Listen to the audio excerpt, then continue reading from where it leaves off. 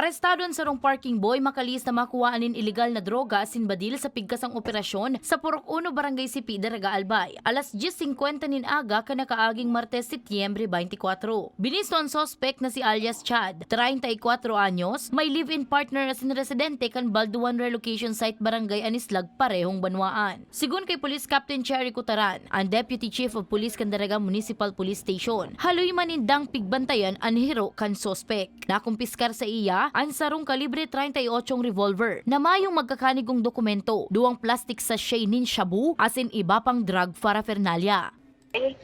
Isa po, nagpabakal si Badil sa tuyang operatiba na nagkakahalaga ng 3,400 pesos po.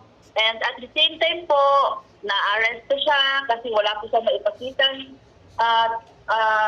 kaukulang dokumento, hindi siya authorized na magbenta ng nasabing baril. Kaya po iyon, arestado po siya.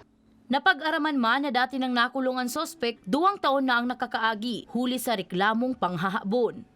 Hindi po, sa rumpatanid, lalo na po sa nagpapabakal si mga badil, kung ano pa man na yan armas o anong klase pa man yan, bawal po yan.